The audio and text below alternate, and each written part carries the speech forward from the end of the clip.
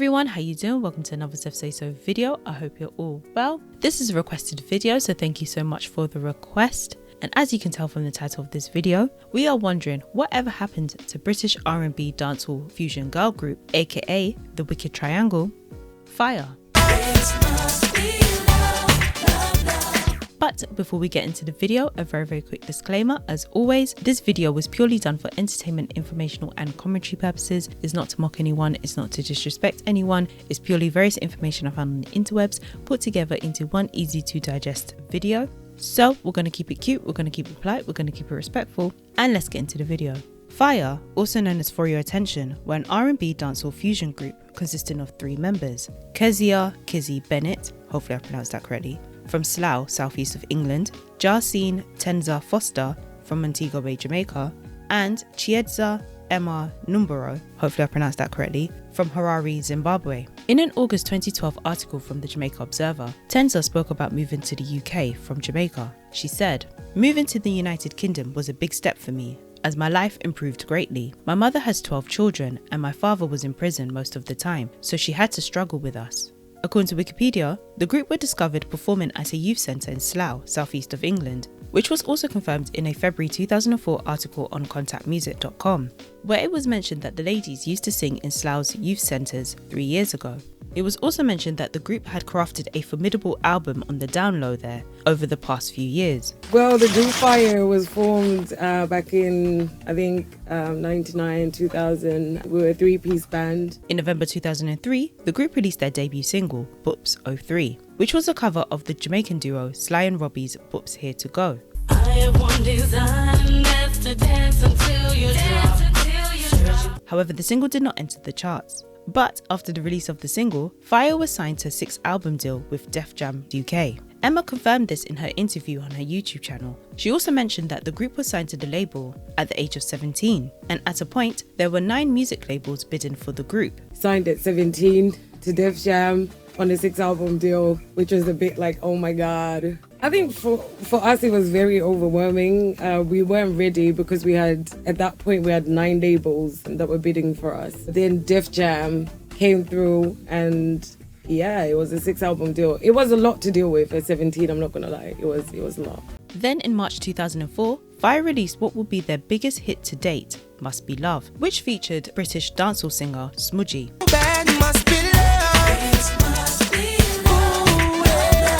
The single peaked at number 13 on the UK singles chart, spending a total of 7 weeks on the chart. The single also peaked at number 84 in the Netherlands, spending a total of 1 week on the chart. Must Be Love sold 100,000 copies worldwide and was licensed to more than 15 countries, according to Wikipedia. In Emma's interview on her YouTube channel, she recalled an occasion where the ladies were told by somebody from the label that they did not have a single for them, but had organised a studio session for the group to go in the next hour to essentially come up with a song. Emma said that at the time she wasn't in the mood to write, but this is where Must Be Love was born, although she describes her verse as the laziest verse she has written. No, when we went to the label, they basically said, we haven't got a single. We thought we had a single. And they basically said, no, we haven't got a single. So you guys are going to have to go into the studio.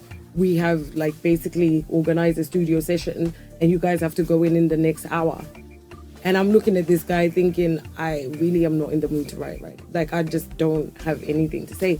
And I just remember sitting there thinking, oh my God, this is such a job and a half. And then, boom, it hit me. And I was like, the laziest thing I ever wrote was Must Be Love. The verse in Must Be Love. That was the laziest verse because I was just like, okay, what's the hook? Must be love. Okay, cool. Must be love when I look into your eyes and get you. This time must be love when it feels unconditional. Then in July that year, the group released another single, Too Hot.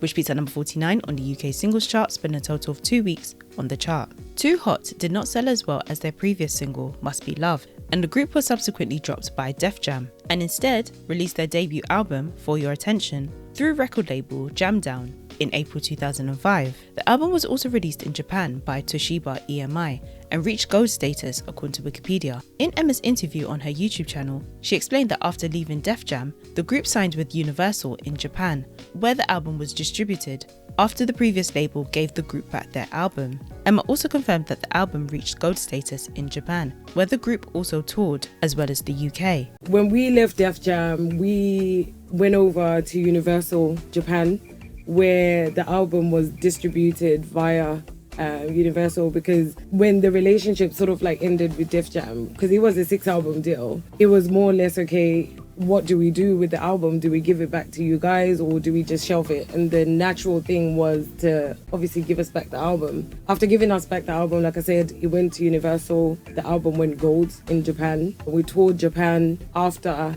we toured the UK. However, she did say in the interview that looking back, when the time came to deliver on the album, it was very fast-paced and the group were not given enough time to deliver. She also mentioned that when she was listening to the album at home, she felt that some of the songs needed something stronger, but at that point, they couldn't rectify anything as the timings were so strict, and therefore she feels as though the album was rushed. When the time came to, delivering the album, I feel like it was so fast-paced to the point whereby it literally just went over our heads. I don't feel like we were given enough time to deliver, because I remember even some of the songs on the album, I remember even listening to them at home, and I was like, I don't, when you know your ability and you know what you can deliver, and then you're hearing it at home and you're like, no, we need something stronger. But because the time was so strict, it was so rushed. So for me, I don't feel like it was exploitation as such, but I just feel like there was a rush,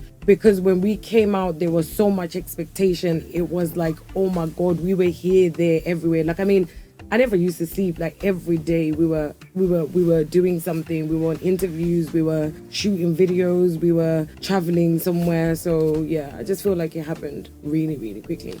Kizzy then left the group for unknown reasons, but Emma did say in her interview that after touring, the ladies decided to go on their own separate journeys. We did really well, came back, and then that's when sort of like everybody decided that, they wanted to go on their separate journey.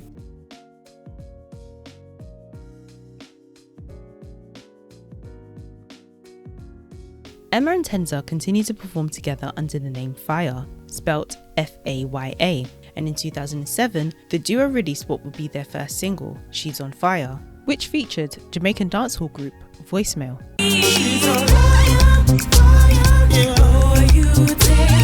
The single was also released in Japan as a 2-track CD, which also featured the single Come On.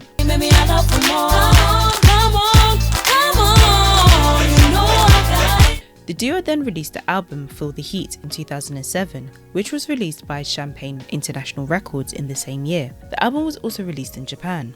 Apparently, according to Wikipedia, the duo released an album which was available for digital download called Ready Back Again. However, I couldn't find any other sources confirming this. Not much is known as to what happened from this point on. I was unable to find any updates as to what Kizzy has been up to or what she did after leaving FAYA. There is an Instagram page with the same name, however, the account is private, but I hope she is doing well. After FAYA, Tenza, also known as Boss Lady, has set up her own music company, Tenza Music Digital, or TMD, and had become a solo artist. According to an August 2012 article from the Jamaica Observer, Tenza relaunched her career as a solo artist in 2010, which means that the duo may have broken up at this point and may not have actually released the Ready Back Again album as mentioned earlier, which may also explain why there are no images of the album. Nonetheless, Tenza released an array of singles including Waistline Crazy, Solid as a Rock, Push and Turn, and Taken Back.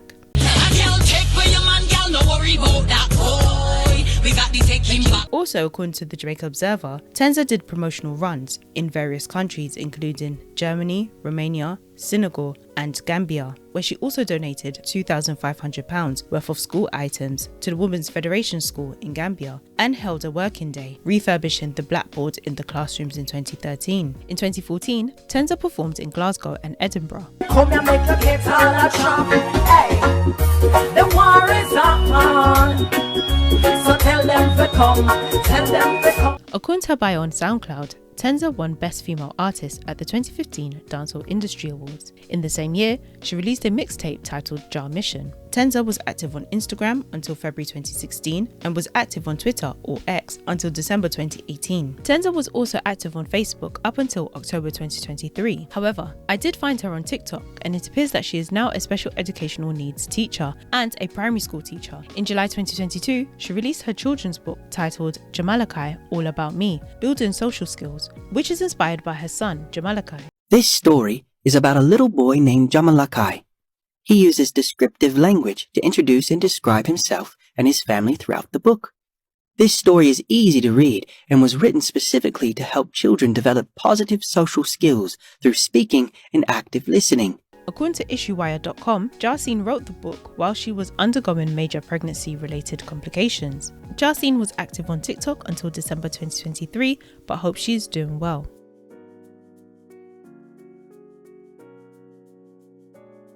After the group split, Emma took some time away from music.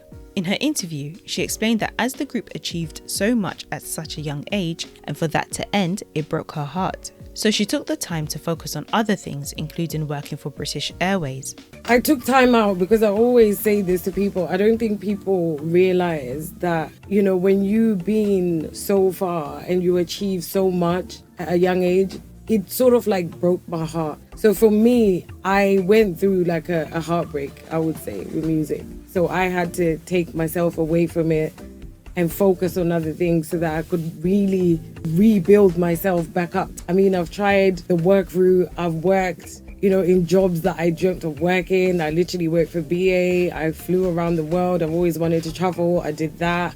It was not until she had her son, who started singing, that she decided to get back into music. Because I've got a son. It was a realization when he started singing and my mum looked at me one day and she said, do you know this is, your gift, and now this is God saying to you, you now need to get back into music because this is now part of you.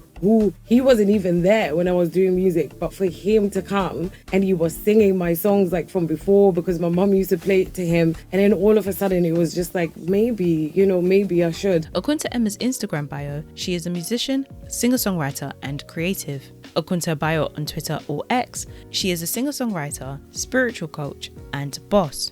In 2021, Emma collaborated with Afrofusion artist Wizzy and Mike's Pro on the track Drop Them, taken from Wizzy's album Love Always Wins. Them real friends all in a mazoo.